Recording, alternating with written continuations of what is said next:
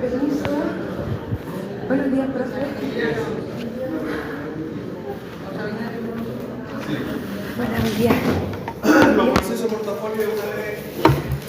A ver, en una vez ustedes tienen 5. Por ejemplo, a lo mejor en abril van a tener 2 clases, pero van por sección. El curso está bien.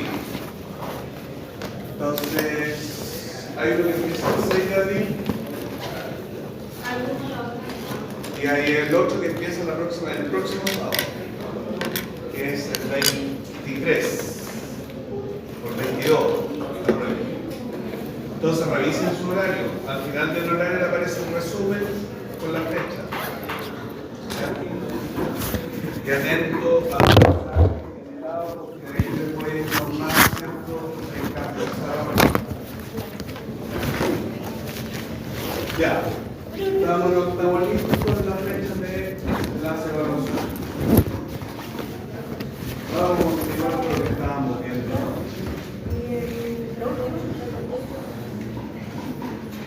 A ver, ¿quién me puede decir qué es lo que es peligro? Aquí hoy día va a ser así nomás, voy a preguntar, pero ya la próxima semana yo voy a... Ya una fuente...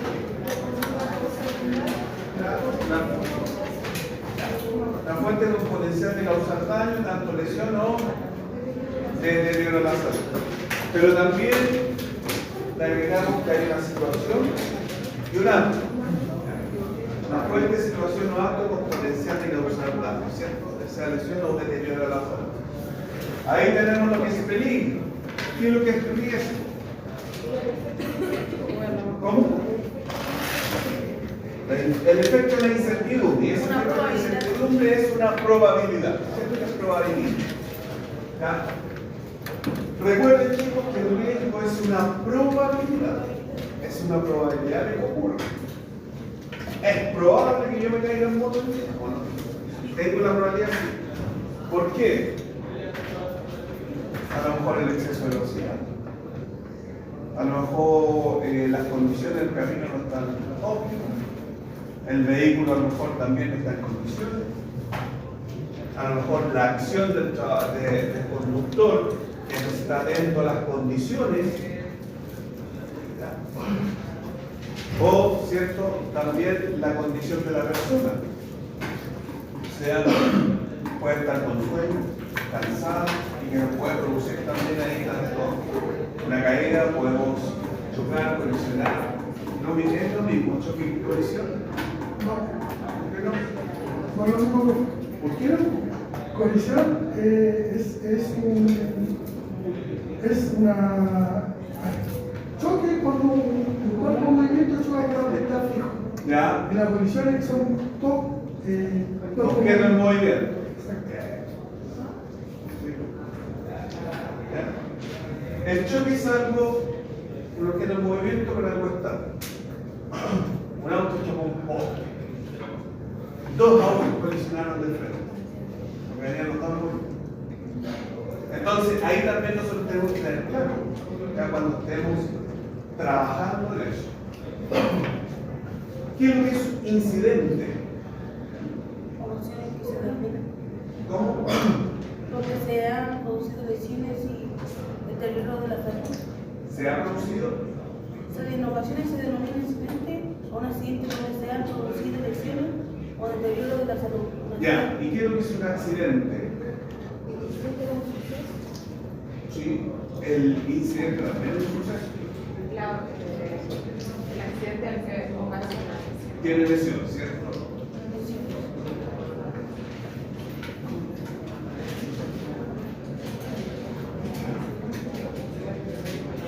¿Qué es lo que es el riesgo inherente? Propio de la actividad, ¿cierto? Residual.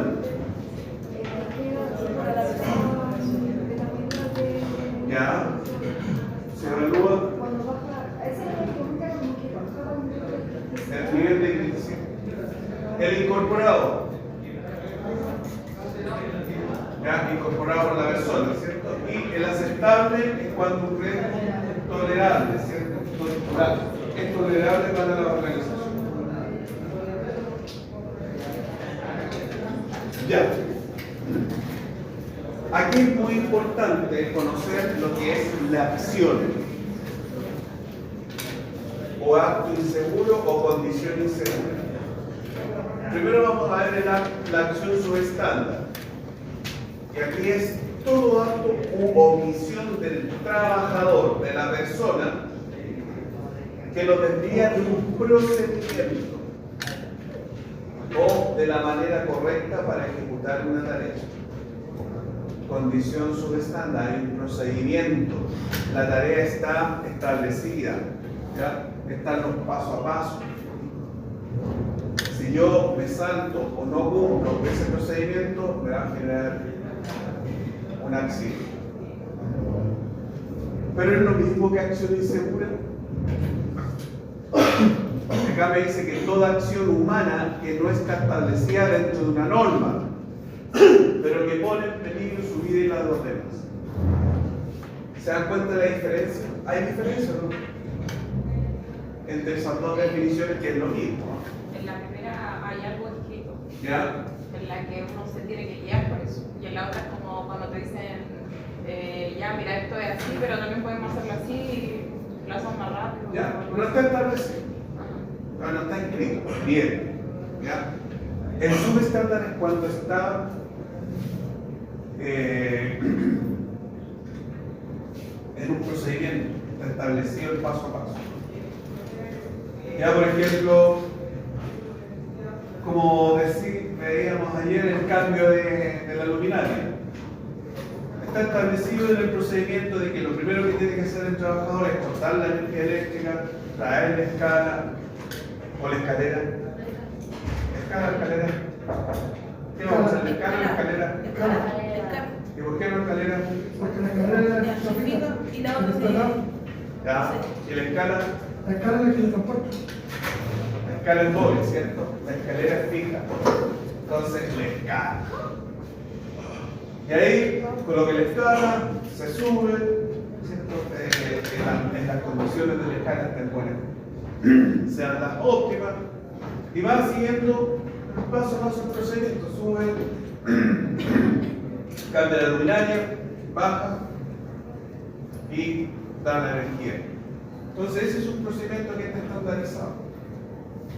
Si el trabajador se salta un paso de ese procedimiento, puede generar un accidente y puede resultar con alguna lesión. En cambio, la acción insegura es toda acción que realiza igual la persona, pero que no está establecida dentro de una normativa o un procedimiento. ¿Ya? Es como realizar, estamos acostumbrados a cambiar la luminaria, uno lo hace en la casa. Siempre la cambiar. ¿Ya? Pero es ahí en que la acción subestándar y la acción insegura. La primera, o sea, ella corresponde a la condición insegura. No, acción. Ah, bien. Acción subestándar, acción insegura. Todavía no. Acá, de ahí vamos a ver cuál es la condición.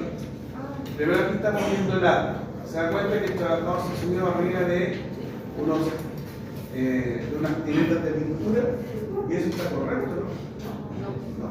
Ahí hay una acción insegura o podría también ser subestándar, porque dice súbase en una escala y él se subió en la tireta. Entonces ya no cumplió el procedimiento. Si el procedimiento no está escrito, ahí tendría que ser insegura, porque no dice que tiene que subirse en una escala, tiene que tener una superficie de trabajo. ¿Qué es lo que hizo el trabajador? Pescó, se subió arriba. Como lo que hacen, por ejemplo, de repente en las oficinas. Para sacar un archivador, de repente la secretaria pesca la silla, la coloca y se sigue con rueditas, se sube arriba y empieza a bailar arriba. Y así se empieza a mover. Y de repente, ¡pum!, se cae. Entonces, ¿qué es lo que pasa? Ahí hay una acción insegura. Porque todavía no sabemos si está estandarizado de que la persona no debe subirse en esas sillas para poder alcanzar algún archivador, algún documento, algo, etc. Entonces ahí tenemos la diferencia. ¿Se nota la diferencia? Porque ustedes cuando, voy a ir un poquito más, cuando hagan una investigación de accidente, nosotros tenemos que investigarlo. Y tenemos que determinar si fue una acción subestándar o una acción insegura. ¿Y cómo vamos a determinar si es una o la otra? Observando que usted no sabe. Pero No por eso sé. hay que hacer un seguimiento. Hay que Por eso que usted está investigando el accidente. ¿Cómo va a saber si es insegura o es subestándar? Yo con las cámaras, no sé, pues si estoy en el momento, tengo que. Ya vea las cámaras, se cayó y se sacó la boca. Ya, ¿y qué sucedió? Ya, Ahí ya, vamos muy a ver. bien. Pero ¿es estándar o insegura? ¿Subestándar o insegura? Si es de la silla, es inseguro.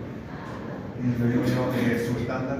También, porque uno se tiene efectivamente en la escalera. Primero tengo que pedir Tengo que. el procedimiento. ¿Hay procedimiento de trabajo para esa actividad? No, inseguro. Sí, subestándar. En el departamento donde yo trabajo, nosotros trabajamos base a verano, ¿Ya? pero también se supone que el nivel para obtener, digamos, el bono completo es no tener licencia. Pero también hay una parte de la nota que dice que si uno está en una situación de salud que pone en riesgo la salud de los demás, se le castiga con la administración o también. ¿Y dónde esa empresa draconiana? Sí, O sea, también la administración. ¿no tiene derecho a enfermarse la persona? No, sí, se está enfermando, pero después de cuentan porcentuales, no te pegan con la licencia completa, no sé. Se le cuenta porque es un incentivo eso. Por la mayoría de derecho. Bueno, el problema es Pero que sea una parte que, por ejemplo, realmente si uno ya está enfermo, pero si uno está enfermo y coloca su situación de enfermedad como en riesgo hacia la salud de los demás, también tiene una. pero ¿cómo voy a saber yo que a ver, si me Yo creo que enfermo? se puede COVID. Por ejemplo, si yo me resfrío, no voy a poder ir a trabajar porque pongo en riesgo que se resfríe los demás. Sí, por eso es algo draconiano, es algo que estamos volviendo los tiempos al siglo XIX. Porque si nos damos cuenta, siglo XIX, ¿cómo se trabaja? Eran de las jornadas laborales de 14 a 15 horas diarias. Entonces se ha ido, a medida que avanza, se ha ido avanzando, ya se ha ido cambiando, ¿cierto?, lo que es la legislación y se ha ido cambiando con respecto a las jornadas laborales, ¿ya?, a los derechos de los trabajadores y deberes también de los trabajadores. Digamos que nosotros dejamos de ser esclavos.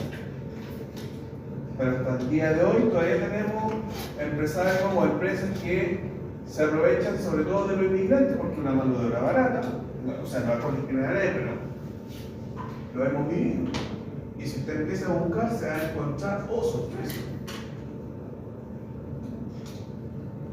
O sea, nosotros entendimos que hacía alusión, por ejemplo, por el tema del COVID. Es que Pero el COVID. también reclamamos porque Ya. dijimos ya, pero si por ejemplo alguien se tiene que operar de urgencia, como que era un poco. Claro. ¿Ya? ¿Cuántas personas trabajan en tu empresa? ¿Ahí? Ya, ojo, si está establecido el reglamento interno, se puede impugnar eso. ¿Cómo? ¿Ustedes ya firmaron por el A ver, ahí, mira, viene la siguiente pregunta.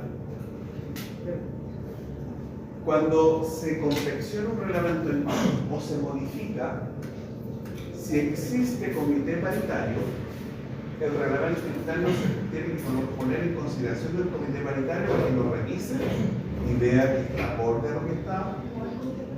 Entonces, si no hay comité paritario, ese mismo reglamento interno tiene que colocarse en consideración de los trabajadores para que los trabajadores también vean y hagan sus impugnaciones. Y si no se ha hecho, es una falta grave. ¿También es decisión? reglamento interno tiene, para consideración, tiene que ser por lo menos 5 o 15 días antes de su publicación y promulgación interna, tiene que pasar a consideración tanto el comité permanente de los trabajadores como el comité permanente. ¿Y hay un plazo para impugnar o ya? Pero yo creo que hay que hacer la denuncia igual. No va a tener doble. Si ya está hecho, si ya no se hizo la incorporación de los trabajadores, tiene que hacerse por medio de la Dirección de Trabajo, hacer un levantamiento, por decirlo así. Sí, Ellos van a fiscalizar ese tema. Sí, pero ojo. Siempre, ¿cuál es el paso siguiente? Si ya el reglamento interno se envió a la Dirección del Trabajo, ya está autorizado. Porque hay un plazo también. Ojo, Claro. el reglamento interno cuando se prepara, ¿cierto? Se confecciona o se actualiza, porque se debe realizar una vez al año para las actualizaciones, y esas actualizaciones se deben colocar en conocimiento de los trabajadores y luego ser remitido a la Inspección del Trabajo. A la Seremi no es obligatorio, pero todo el mundo está viendo que tiene que estar también ingresado en el Seremi, pero no es obligatorio. ¿Ya? Entonces acá vemos la acción subestándar es cuando está normalizado, cuando se genera un procedimiento de trabajo. ¿Ya? Usted va a elaborar el procedimiento de trabajo, lo va a pasar a revisión a los supervisores. El supervisor le dice sí, estamos bien, pasa a la gerencia para que lo autorice. En ese momento, cuando está autorizado, pasa a ser normativa interna de la empresa. Y por ende, si no cumple el procedimiento de trabajo, se le aplica el reglamento interno, porque en el reglamento interno tiene que estar también considerado que el no cumplimiento de los procedimientos de trabajo seguro son una falta. ¿Ya? Y se puede amonestar o sancionar al trabajador. ¿Ya? Y en el reglamento interno están claras las sanciones que son aplicables a los trabajadores. ¿Ya? Están claritas. Aparece una amonestación verbal, una amonestación escrita con copia de la hoja de vida, una amonestación escrita con copia de la Inspección del Trabajo. ¿Ya? Y está claro. Por eso es importante que ustedes cuando están trabajando, lean el reglamento. Porque hay casos, se le entrega el reglamento interno al trabajador, firma el trabajador la recepción conforme, y a X trabajador se le aplica el reglamento interno por no utilizar equipo de protección personal, se le amonesta, se le envía una carta de amonestación, y lo primero que hace el trabajador es ir a la Inspección del Trabajo a colocar la denuncia de por qué lo estaba acosando y todo lo demás. ¿Leyó el reglamento interno? No. La ley. Y las amonestaciones de Margarita, se le aplica artículo tanto, reglamento interno, que dice pa. Entonces, ahí también hay otra forma de cómo nosotros como expertos debemos interiorizar también a los trabajadores con el reglamento interno. Como uno lo lee, tenemos que explicarles las sanciones, las obligaciones y las prohibiciones que tienen los trabajadores. Igual fue porque por desconocimiento, o sea, podríamos haber hecho algo en la persona. Sí, mira, a ver. Supongamos X caso de que uno comete una falta de aquí, y lo sancionan por incumplimiento de la ley.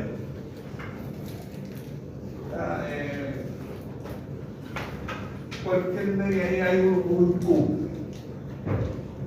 Se va a juicio, ya uno impune, va a juicio. Y el juez le dice que usted no cumplió el artículo ya, pongamos el artículo 5 de la ley 1644. Es que yo no conozco esa ley. Es que yo no sabía. Yo no le puedo decir eso al juez. ¿Por qué? Porque la ley se presume conocida por ¿Y dónde está establecido eso? En el código, ¿cierto? Presunción de conocimiento. Exactamente. Entonces está en el Código Civil, me parece algo, en uno del primer artículo, el Código del Trabajo, algo ahí dice que la ley se presume sabida por todos, desde el momento de su promulgación. Código Civil. Entonces ahí ya yo no puedo llegar y decir después que no sabía, o el empleador que no tenía idea. Entonces eso ya tenemos claro que hay esa presunción de que nosotros ya conocemos la ley. ¿Alguna duda con respecto de los actos y acciones? Actos subestando acción insegura. ¿Dudas? ¿No? El silencio todo. Bueno, es decir, es que yo no sabía cómo se llama. Ya vamos. Las condiciones, ¿qué diferencia hay entre la condición subestándar y la condición insegura? La condición subestándar es la presencia de incidentes potenciales en el ambiente de trabajo derivados de las instalaciones. Es decir, aquí nosotros tenemos o podemos encontrar alguna condición subestándar o no dentro de la sala. ¿Podemos encontrar alguna condición subestándar?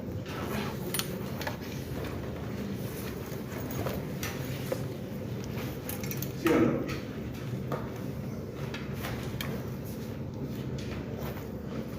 Miremos. La condición es el ambiente que tenemos aquí. ¿Puedo encontrar alguna condición subestándar? Sí, yo puedo encontrar, me puedo nombrar dos. La iluminación y la ventilación. Son condiciones subestándar. ¿Por qué? Porque está estipulado en el decreto. ¿En qué decreto? 591. Muy bien. Esa es la competencia, parece. Te voy a recordar. No necesito conferencia. Hay un decreto supremo, el 594, que establece las condiciones mínimas, condiciones ambientales en los lugares de trabajo. Son mínimas.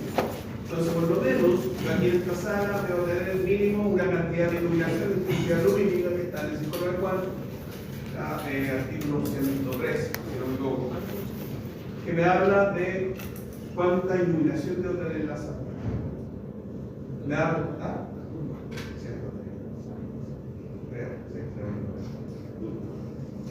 y la ventilación, porque si yo cierro la puerta, la normativa va a empezar a tener sueño. ¿Por qué? Porque hay deficiencia oxígeno. Ya, por el monóxido que nosotros botamos. Y ese monóxido, ¿qué pasa con el monóxido de carbono? Más pesado. Es más pesado y empieza a desplazar el aire. Cuando ingresa al organismo, ¿qué hace el monóxido de carbono? Desplaza el oxígeno. Entonces, si gas es muy afín a la hemoglobina que transporta el oxígeno y empieza a llegar a la célula y empieza a matar la célula. Por eso ocurren accidentes de gente intoxicada o asfixiada por monóxido de carbono por tener el calefón en el baño, sobre todo en invierno, en el campo por tener brasero en los dormitorios, o dormir con las estufas a gas o a parafina en los dormitorios, o igual también tener estufa a gas o a parafina en el living y tenemos todas las puertas cerradas y estamos calentitos. Y de repente empezamos a sentir esa sensación de que falta aire. Entonces, ¿qué es lo que hay que hacer? La recomendación es que cuando tengamos la estufa, ya que se acerca el invierno, al final de la casa, al fondo, abrir la ventana, recorrer un centímetro para que el aire circule y me saque ese gas. Ya, entonces, eso también es importante. Han ocurrido varios accidentes con respecto a eso. Entonces, la condición es la presencia de incidentes potenciales en el ambiente de trabajo derivada de las instalaciones, por ejemplo, la instalación de equipos, ya, las máquinas, herramientas, procesos, los procesos productivos. ¿Ya? Y son condiciones que pasan por alto las normas dentro de una organización. Generalmente la provisión de, y con esto ocurre el incidente. Por ejemplo, está normado que toda maquinaria que tenga partes móviles tiene que tener una protección. ¿Sí? Está normado que la distancia de tránsito y el espacio que debe haber entre máquina y máquina debe ser de 1,5 metros para poder transitar. Y aparte de eso tiene que estar señalizado, tiene que estar la wincha amarilla, la pintura amarilla para poder transitar por ahí. Está normado cuando usted va a tomar el metro, le dicen detrás de la línea amarilla. No falta porfiar que se ponga delante de la línea amarilla. Eso, y ahí tenemos la condición, pero está estandarizada. Si no estuviera estandarizada, ahí tenemos un problema, porque está establecido por ley. La condición insegura son condiciones que no están prohibidas dentro de la organización, por lo tanto tienden a normalizarse como una mala práctica y producen incidentes. Por ejemplo, las palmetas de cerámica que de repente están quebradas y no las cambia y uno sabe que esa es una condición y le hace el quite hasta que ocurre el accidente. ¿Qué pasa con la cerámica cuando están quebradas? Son un arma totalmente muy peligrosa porque solamente el roce te puede hasta amputar un dedo. Eso muy figura. Entonces ahí tenemos que ir viendo también. Las que están estandarizadas están reglamentadas en nuestro decreto supremo 594, lo cual nos habla de condiciones mínimas ambientales de los lugares de trabajo. Condiciones. Por ejemplo, si nosotros entramos a la sala y vemos que a alguien se le cayó el café ahí, pasamos por el lado. Pero nadie, a lo mejor, llama a la auxiliar para que venga a secar, o uno mismo puede secarlo, para evitar de que ocurra un accidente o un incidente. Pero ahí ya tenemos que tener claro que el subestándar es cuando está, ya lo tenemos claro, está reglamentado. Las inseguras son condiciones, son prohibidas, pero igual las vamos a tolerar. Pero igual no puede producir ese incidente. Y siempre vamos a hablar de, cuando usted investigue un accidente por condiciones, siempre va a hablar de condición subestándar. ¿Por qué? La máquina está sin protección. Condición subestándar, falta de iluminación. Condición subestándar, no hay ventilación, no hay extracción. ¿Se entiende lo que es la condición, cierto? Y la acción también. ¿Sí? Ya. Entonces la acción subestándar es una maquinaria sin protección y la condición es que el trabajador está trabajando sin equipo de protección personal. ¿Sí o no? No, ¿Por qué no? porque lo dijo al revés. Bien. ¿Se entendió, no? ¿Que lo dije al revés? Está atento, ¿eh? Ojo, atento porque yo siempre cambio las cosas. Me dice sí. ¿Dudas al momento? ¿Voy muy rápido? ¿Poquito rápido? Tenés que pensar.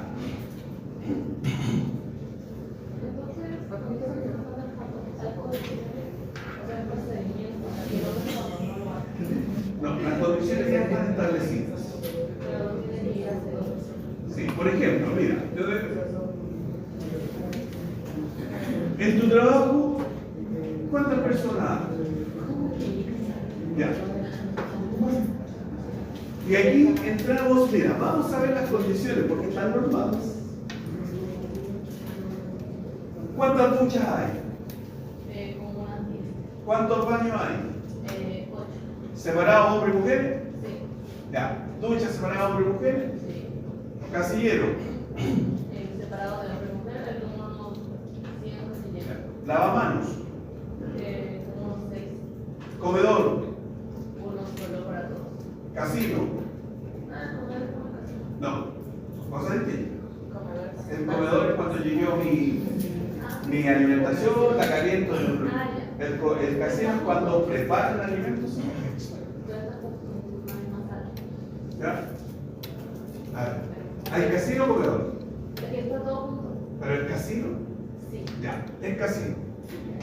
En el casino está el comedor también. Se habla de comedor cuando no hay una empresa que venda la alimentación, cuando uno lleva su colación. Entonces, eso está normado en el 594. Entonces, si hay como 500 trabajadores y tiene 10 baños, supongo que por lo menos hay unas 100 mujeres. No. Ahí ya. Por turno. Pero si yo fuera todo el mismo turno, esa cantidad de baños no está. O sea, ahí hay una condición subestándar. ¿Por qué? Porque la cantidad de baños es mínima para la cantidad de trabajadores. Entonces, por cada 100 trabajadores, a ver, por cada 10 trabajadores, más o menos tiene que haber un baño. Y cuando aumenta la cantidad, se le va a agregar. Igual que los urinarios o los lavamanos.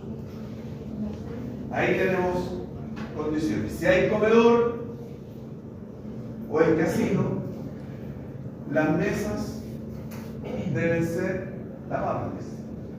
Es decir, debe tener, la superficie debe ser melamina o algo que se lave, no que se limpie, se lave. ¿Por qué? Con los biológicos, la gente biológica. Entonces todo eso está estandarizado. Si fuera una condición insegura, a lo mejor la mesa está coja.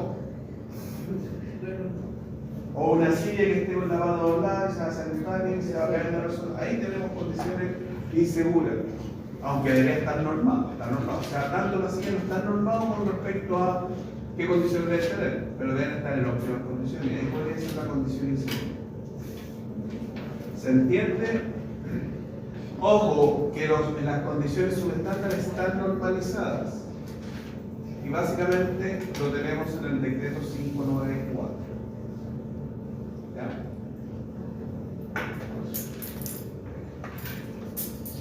Y ahí está claro el 594, ustedes se dan cuenta cuando descarguenlo, tengan los abajo ya.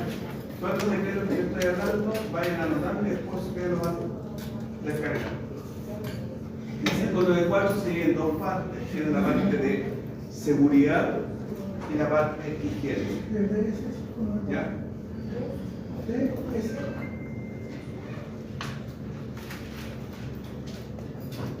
Ustedes están en procesos productivos.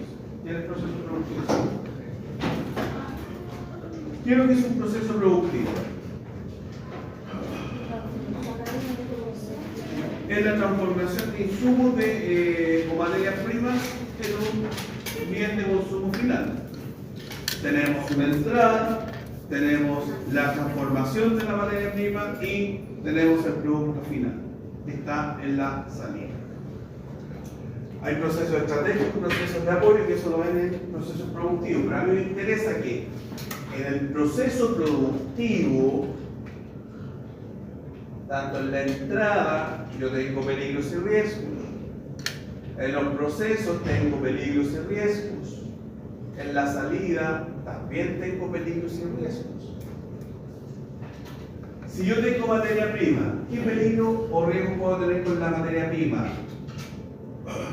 Por ejemplo, si vamos a la producción del cemento. El cemento se extrae siempre una piedra caliza. Para poder hacer la transformación, esa piedra caliza hay que molerla, hay que chancarla. Y eso genera polvo. Ahí tengo peligro y riesgo. En la transformación, dependiendo del proceso productivo, también tengo peligro y riesgo, porque ahí también me va a generar agentes químicos, puede tener un agente físico como el ruido o la vibración, vamos a tener a lo mejor calor, si se trabaja a lo mejor tenemos una caldera que para el proceso productivo necesita vapor o agua. Entonces, ahí en el proceso, en cada proceso nosotros tenemos que identificar el peligro y los riesgos. Por eso, para poder nosotros hacer prevención de riesgo, gestionar la prevención de riesgo, lo primero que debemos conocer son los procesos. ¿Sí? Si yo no conozco el proceso, difícilmente voy a poder identificar un peligro. Cuando ustedes lleguen por primera vez a su trabajo ahí de prevención de riesgo, van a estar ahí y el jefe le dice, ya, anda al proceso productivo tanto e identifícame los peligros. Llevo allá y ¿qué hago? ¿Cómo lo hago? Bueno, yo sé que el peligro es una fuente situacional. Primero voy a empezar por la fuente. ¿Y cuáles son las fuentes? Las maquinarias. Entonces ahí está empezando. Y ahí empieza con su lista chiquera. Antes de eso nos sería mejor identificar qué proceso productivo se hace ahí. Por eso, conocer el proceso. Te conoce el proceso. Te identifica ahí el proceso y ahí empieza la identificación. Por eso es importante. Ustedes me han escuchado hablar, he dicho ingeniero en prevención de riesgo y he dicho experto en prevención de riesgo. Pero nadie me ha preguntado qué diferencia hay. ¿O es lo mismo? ¿Qué diferencia? ¿Qué diferencia hay? ¿Ah? Ustedes están estudiando ingeniería en prevención de riesgo y 6 años intermedia técnico en prevención de riesgo. Cuando ustedes terminan de ingeniería, pasan ahí su portafolio de títulos.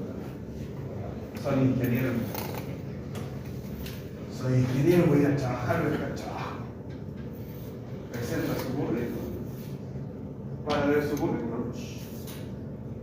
Tiene buen currículum, pero va a seguir saliendo, tiene buena práctica, pero eres ingeniero, no eres experto. Ay, pero trabaja. Pero si yo soy ingeniero, pero eso también. Se va a estudiar en 4 años.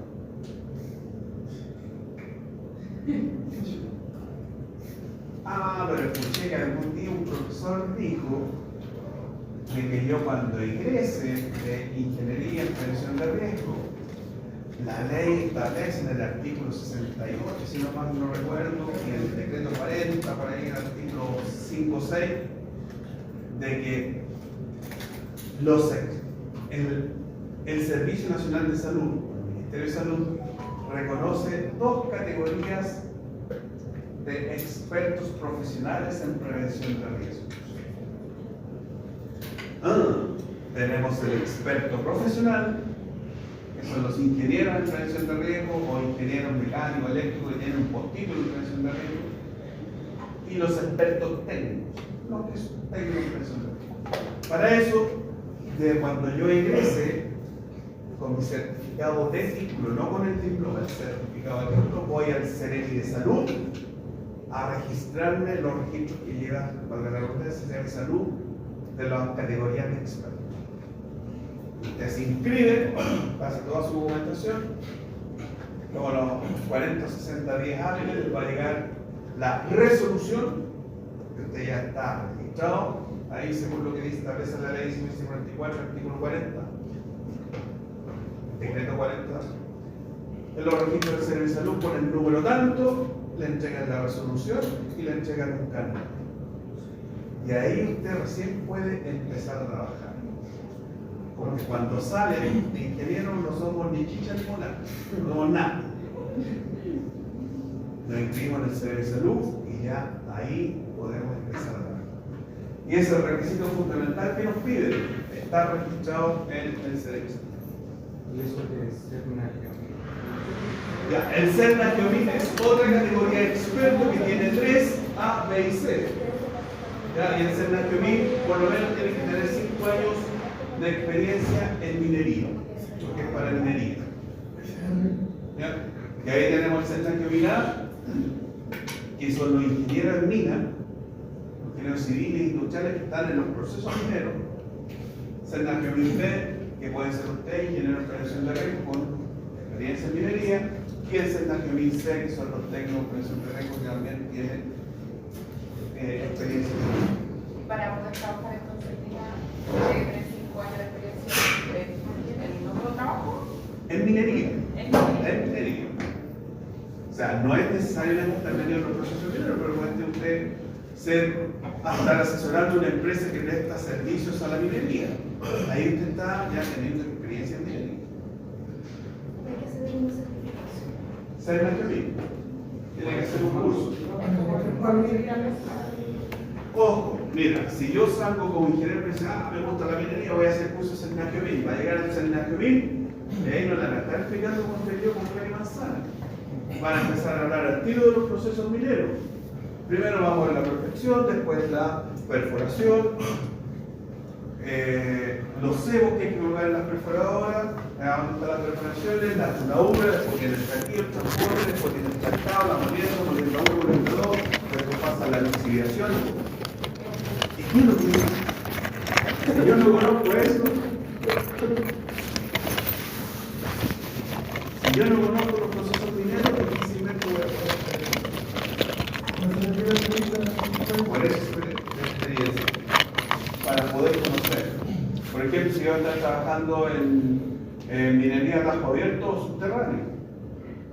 Tajo abierto se hacen las tonaduras, ¿cierto? Llega la perforadora, llega el camión, carga, hacen el cebo, ¿cierto? Colocan el explosivo, forman la red, listo. Pero en minería subterránea también tengo que ir viendo las ruñaduras, tengo que ir viendo las fortificaciones y distintos procesos.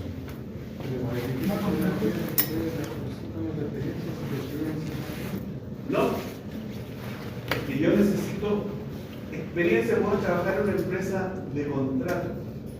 Por ejemplo, hay empresas que hacen las mantenciones en minería y le piden un prevencionista, no experto, tú seas un experto, ya sea técnico minero, pero que vaya a generar los procesos para esa mantención de maquinaria. Y ahí usted va a conocer, mira, estamos haciendo mantención un chancador, vamos a hacer a los molinos, porque hay distintos procesos.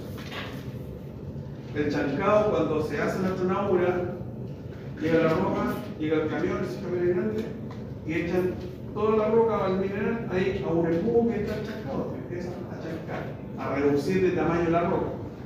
Y de ahí después van pasando por el barreno, van cayendo según la dimensión de la roca y van pasando a los molinos. Y los molinos son unas cosas grandes, redondas, ¿cierto? Que pueden tener bola o barra. Echan el material, van girando y las bolas o las barras van poniendo el material. Y ahí va distintos procesos. Entonces ahí uno va conociendo. Y ahí ya yo voy adquiriendo la experiencia.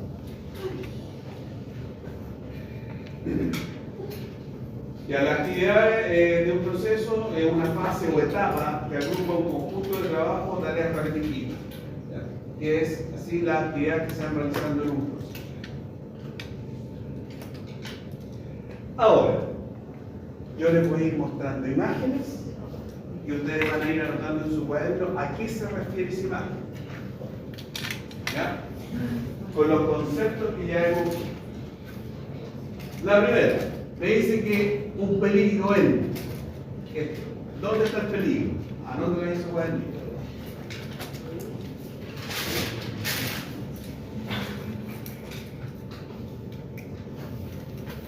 Según la definición de peligro, me dice que fuente, situación o acto. Aquí el peligro está ¿dónde? En la fuente. ¿O no? ¿El camión? ¿Se entendió? Sí. Ya. Ahí le tiene la primera. Veamos la segunda. Vayan anotando en su cuaderno.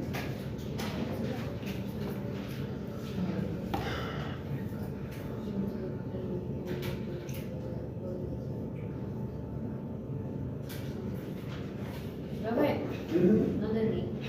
¿Ya? No entendí. No entendió.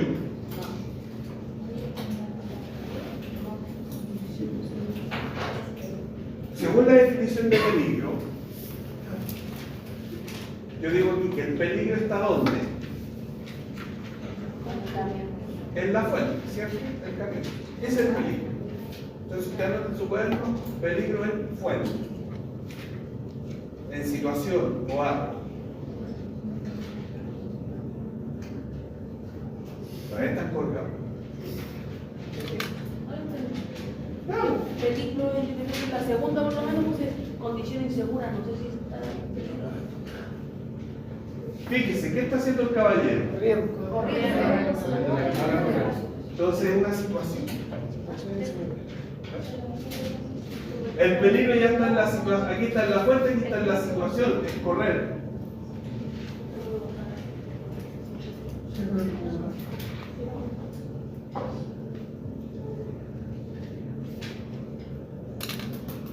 Analicen las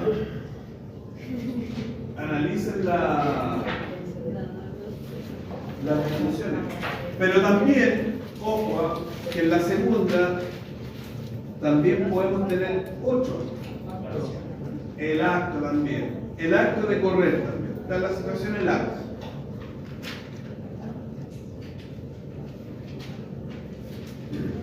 ¿Ya? Vamos a cambiar de imagen.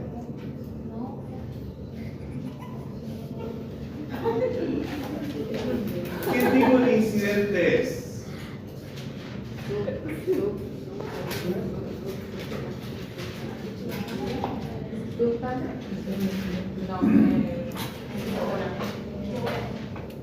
Ahí hay daño ya. ¿Es incidente o accidente?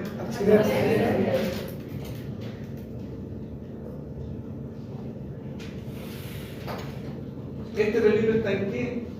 Se da en que están transportando carga en suspensión. Hay trabajadores bajo la carga de suspensión. Se corta la cuerda. El peligro está en. ¿Qué se está realizando ahí? No, sin casco no. Un incidente. No. Peligro en la fuente ya la vimos.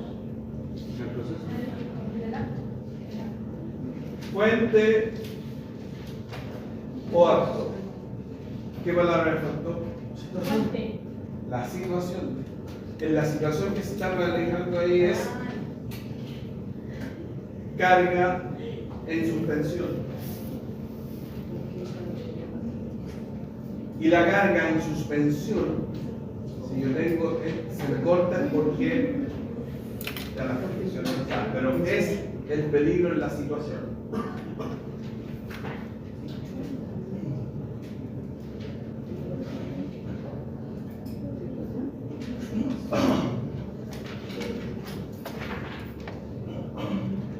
Veamos la siguiente. ¿Qué representación gráfica significa eso?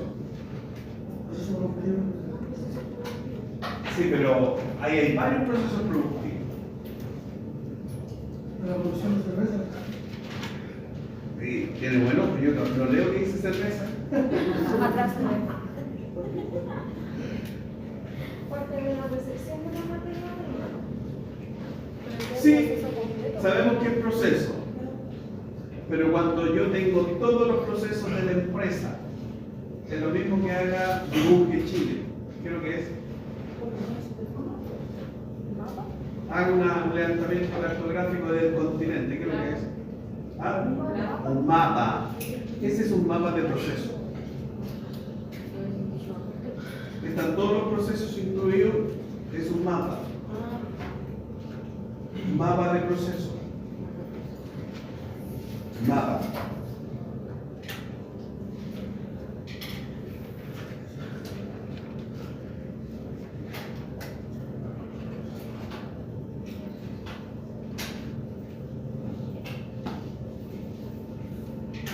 ¿Qué es lo que es eso? Probabilidad por consecuencia. ¿Qué estamos evaluando? ¿Ah? Una sola palabra. Riesgo. El riesgo. Pues se acuerda que ayer vimos que el riesgo es una probabilidad, por consecuencia nos va a dar una magnitud, ¿cierto? Un valor. Entonces, probabilidad por consecuencia, evaluamos el riesgo. Acuérdense que esto aparece desde el peligro. Entonces yo identifico el peligro, de los peligros voy a identificar los riesgos y los riesgos los voy a evaluar por probabilidad por consecuencia. ¿Ya?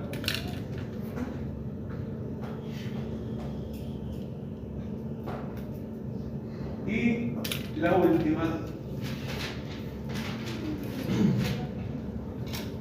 ¿Qué tipo de incidente es esto? Que lo vimos, ¿se acuerdan? Que lo vimos en un pequeño mapa donde aparecía un círculo que decía accidente, después aparecía incidente, cuasi y situación de. ¿Ah? ¿Qué? Situación de emergencias. Acá hay una situación de emergencia. Un incidente, una situación de emergencia. ¿Por qué? Veamos. Voy a retroceder un poquito.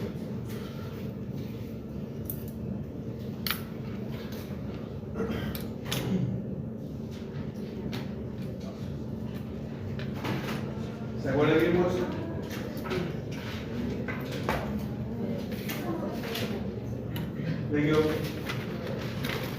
El incidente no puede generar un accidente con lesión, un cuasi accidente que no es regular, y también tenemos una situación de emergencia, un incendio, un sismo, bueno, es otra cosa, pero ahí tenemos la situación. La colisión, el choque también sigue dependiendo de la actividad que se realiza. Dudas, preguntas, consultas, reclamos.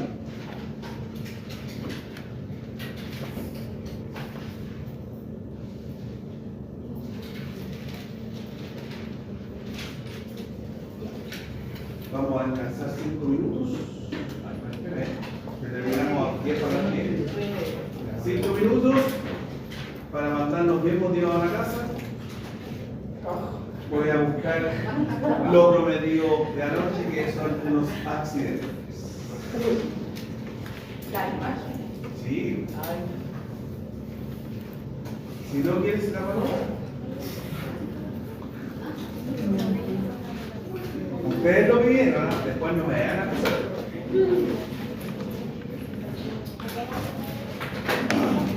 Vamos a ver si lo encuentro.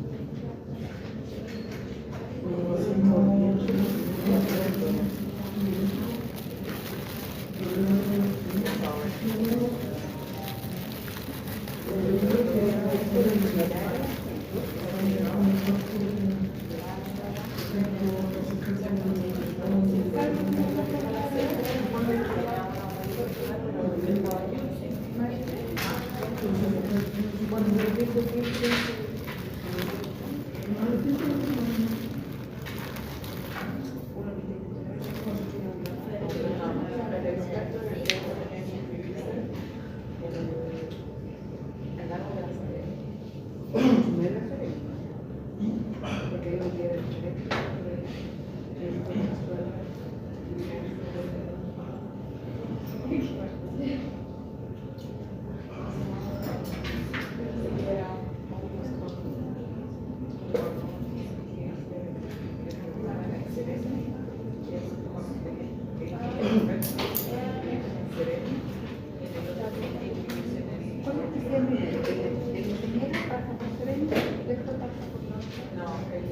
Cuando uno se dice la ingeniería, tiene que inscribirse a la serie para tener la frente que eres experto.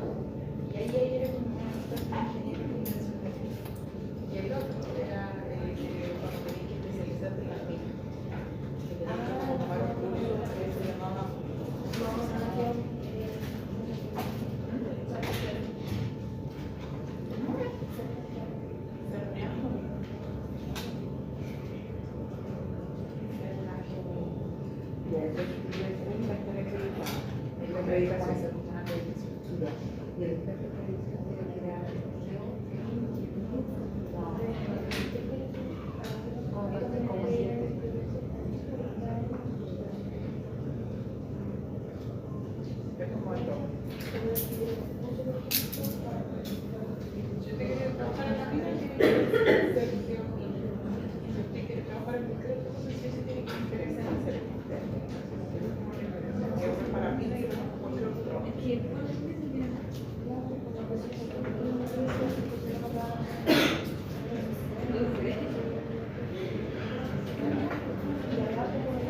para poder trabajar.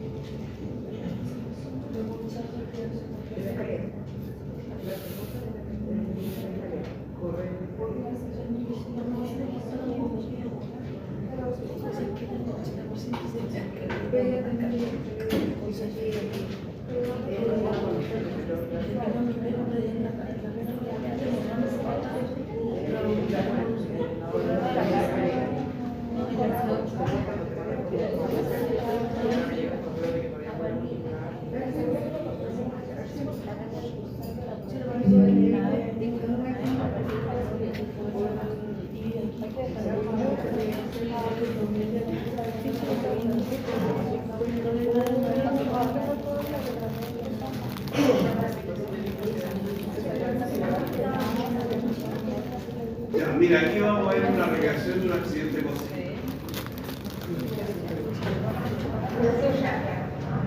I look, I should have had chef by here. After me with his fiance. I won't be married this weekend. Because I'm about to be in a terrible accident. But really, I should have cleaned up the grease over there. And they should never put the deep fryer so close.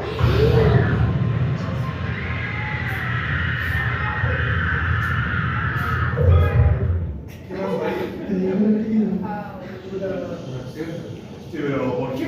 Por la acción insegura. ¿Cuál? El piso. La limpiaron la grasa.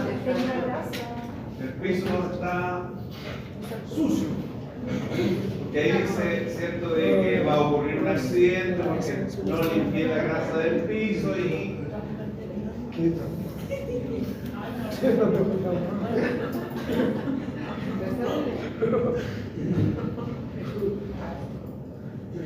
Esta es una... Esta es una noticia.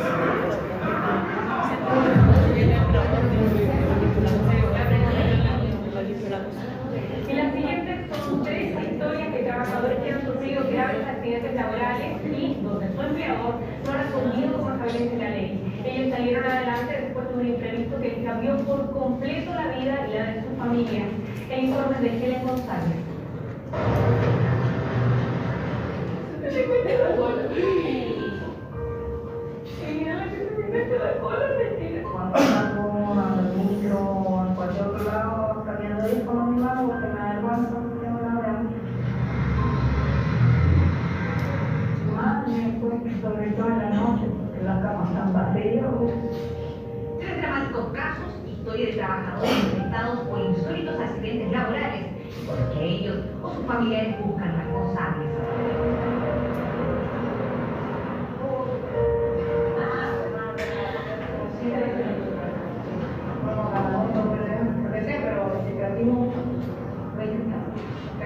Giselle, de 18 años, desde Concón y su visita a Santiago no le para nada agradable.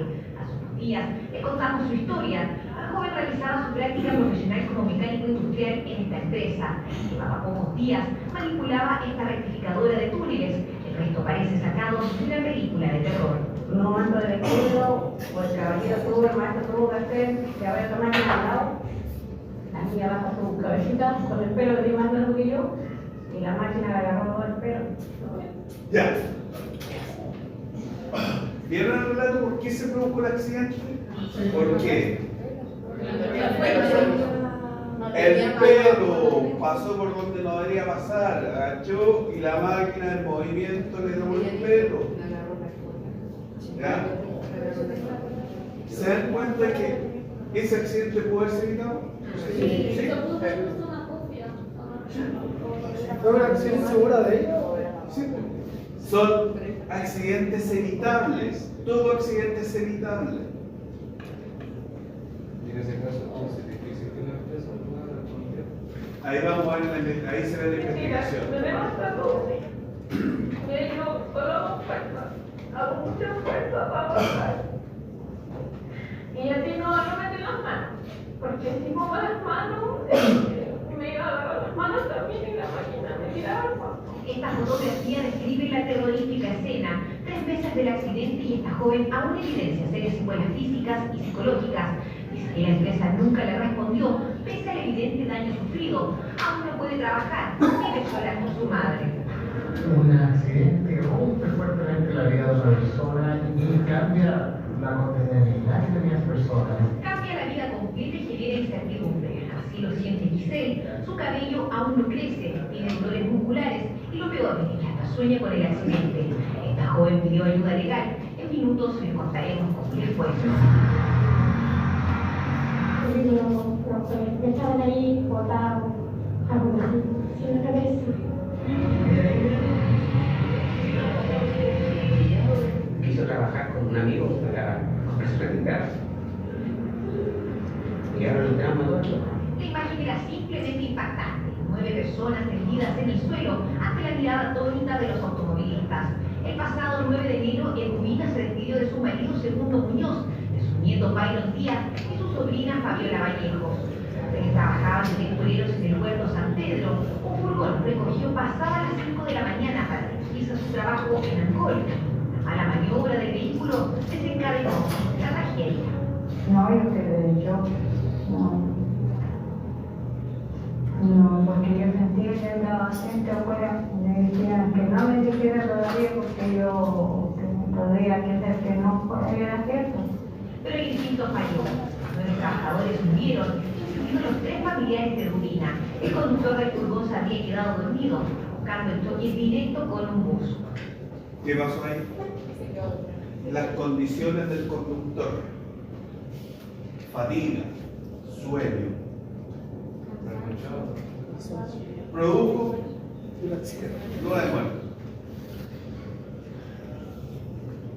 Cuando ustedes estén trabajando y tengamos conductores, hay que estar atentos a esas condiciones. ¿Cómo va a salir el conductor? Aparte de las condiciones del vehículo. Entonces, las condiciones físicas del conductor nos puede generar un accidente. Igual que uno de repente cuando está, por ejemplo, a lo mejor en el trabajo, está con mucho sueño, está tomando un café y no se da cuenta que empieza a cabecear. El café se nos puede dar vuelta, nos podemos quemar. Hay ese caso, profesor, el siguiente sería un trabajador consumiendo algún tipo de droga y lo que en la casa de transporte puede ser yo le puedo decir que tenía entendido de que a ese trabajador no lo pueden despedir, porque no lo rehabilitar. Sí. Tanto con el alcohol y las drogas, ojo, está estableciendo el reglamento interno el de droga y alcohol, pero son aleatorios, no son obligatorios, son aleatorios. Yo puedo llegar con el que tomar un test del momento. Es aleatorio. Si está estableciendo el reglamento interno, de repente dice mañana hay test de droga. Aleatoriamente va sacando uno, usted vaya antes. Ya, si entendí, entonces sería este peligro, situación, condición y circunstancia. Sí. Hay más que una condición en que esté presente el acto del conductor, las condiciones físicas. Y la primera sería. También hay una acción también. Pero ojo ahí, se ve de que hablan del empleador. A lo mejor el empleador también está incurriendo en faltas. Le va a pedir el juez obligación de informar, entrega de reglamento interno, capacitación a la señorita para esa actividad. Lo que me daría la pauta en el caso era, por ejemplo, si existe algún reglamento que tiene que obligar a. Sí, el reglamento interno dice, sobre todo, ojo, en partes en movimiento, cuando hay partes en movimiento, pelo largo prohibido, tiene que estar tomado y con un gorrito cofia. Ropa suelta tampoco, porque de repente andan los supervisores o los mismos trabajadores con delantal o cotora y no se la abrochan, entonces andan sueltos y de repente puede pasar y se va. La va a prender ahí y lo va a robar. Pero al final se puede despedir al trabajador que consume. No lo pueden despedir. Hay que mandarlo primero, tiene que reconocer, sobre todo el alcohólico que hay enfermo y el drogadicto, hay que mandarlo a rehabilitación. De ahí después más adelante vamos a ir viendo con respecto a esa actividad. Vamos a pasar de lista.